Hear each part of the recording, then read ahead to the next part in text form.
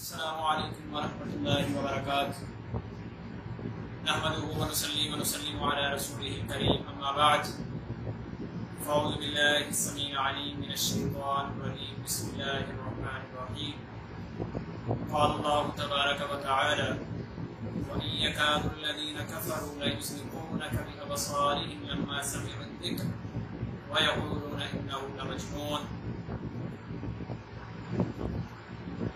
سامعین محترم، ہمارے ہاں نظر بد کے حوالے سے مختلف آراء معاشرے کے اندر گردش کرتی ہوئی نظر آتی ہے۔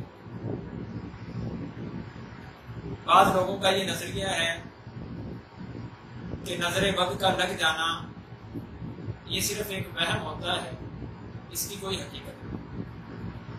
بعض لوگ یہ کہتے ہیں کہ نہیں، نظر بد جو ہے وہ لگ سکتی ہے، اس کی حقیقت جو ہے وہ موجود ہے۔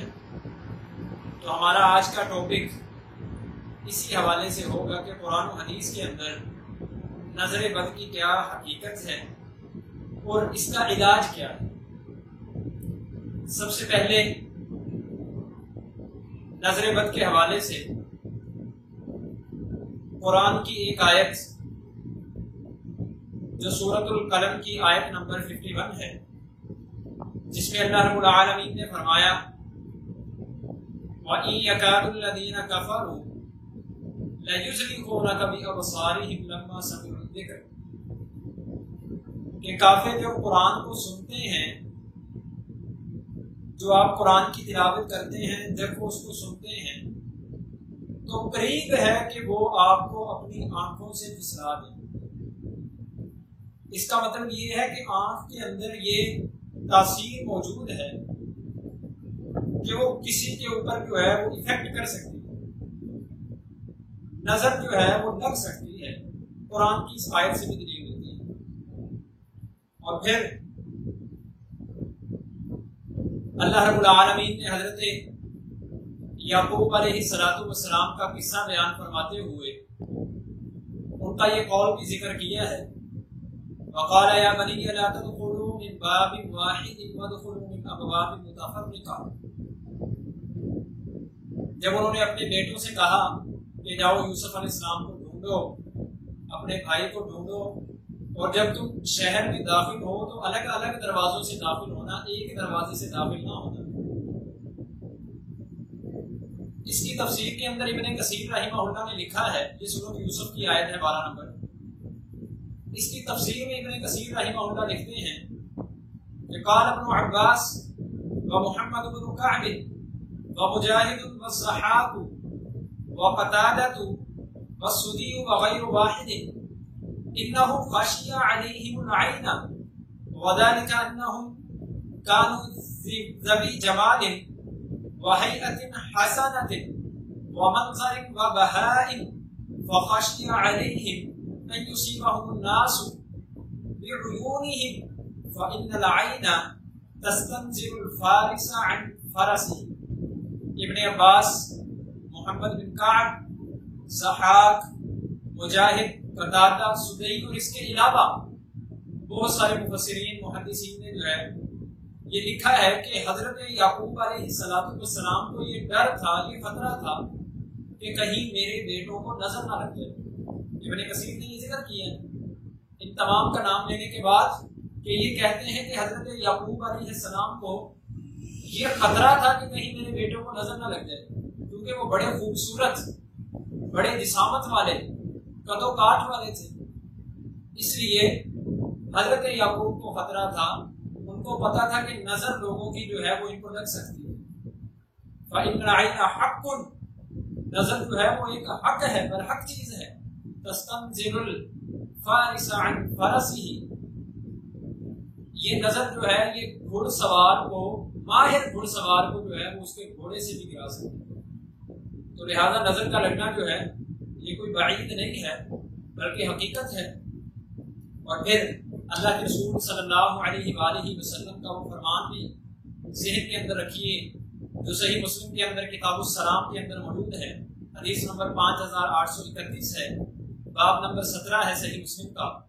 آپ علیہ السلام نے فرمایا العین حق ولو كان شيء سابق القدر سبقته العين وإذا استغسلتم فغسلوا أو كما قال النبي صلی اللہ علیہ وسلم. آپ نے فرمایا حضرت ام سلمہ رضی اللہ تعالی عنہا سے بھی اس طرح کی ایک حدیث ہے، اور آپ علیہ الصلوۃ والسلام کا یہ فرمان بھی جو ہے وہ صحیح مسلم کے اندر موجود ہے.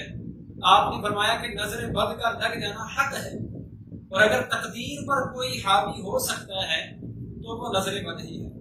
لہٰذا اگر تم لوگوں کو خود کو غسل دینے کا کہا جائے تو تم جو ہے وہ غسل دو.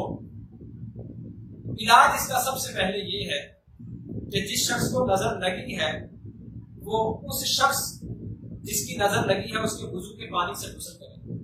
اگر آپ کو علم نہیں ہے کہ کس شخص کی جو ہے وہ نظر لگی ہے تو پھر اس کا دوسرا علاج جو ہے وہ دم ہے، جیسا کہ حضرت ام سلمہ رضی اللہ تعالی عنہا سے روایت ہے صحیح مسلم کے اندر ہی کتاب السلام میں حدیث نمبر 5854 باب نمبر 21 ہے. حضرت ام سلمہ فرماتی ہے اللہ کے رسول جو ہے وہ ایک مرتبہ ان کے گھر تشریف لائے اور ان کے پاس ایک بچی تھی جس کے چہرے کے اوپر پلاہٹ اور کمزوری تھی. تو رسول اللہ صلی اللہ علیہ وسلم نے ارشاد فرمایا استرقوا لها فإن بها النظر. آپ نے فرمایا کہ اس کو دم کرو کیونکہ اس کی یہ پلاہٹ اور یہ کمزوری جو ہے یہ نظر بد کی وجہ سے.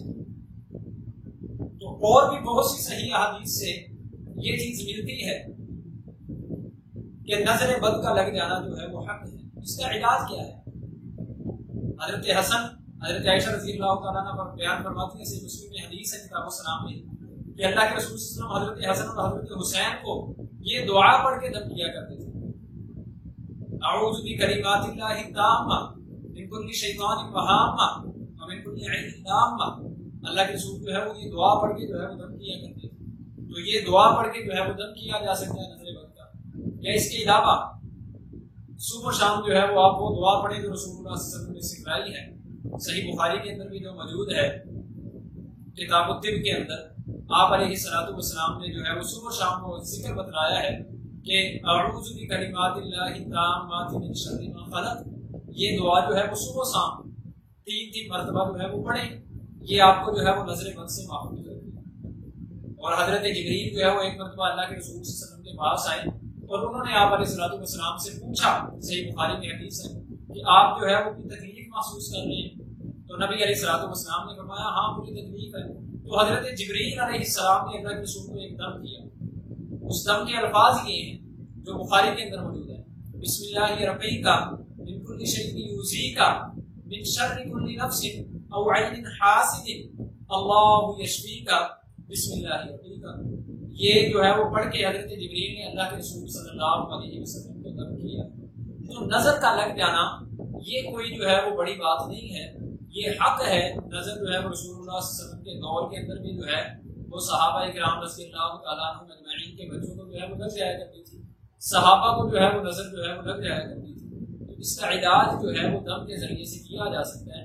آپ صبح و شام کے اذکار جو ہے ان کی پابندی کریں اور یہ دعا اعوذ بکلمات اللہ التامات من شر ما خلق صبح و شام اس کو اپنا معمول بنائیں. اور اس کے علاوہ جو دم ہے سورۃ الفاتحہ معوذتین اور اس کے علاوہ آیت الکرسی یہ بھی جو ہے وہ نظر بد کے لیے جو ہے وہ ایک بہترین علاج ہے. اس کو جو ہے وہ آپ مد نظر رکھیں. ان اذکار کو جو ہے وہ اپنا معمول بنائیں.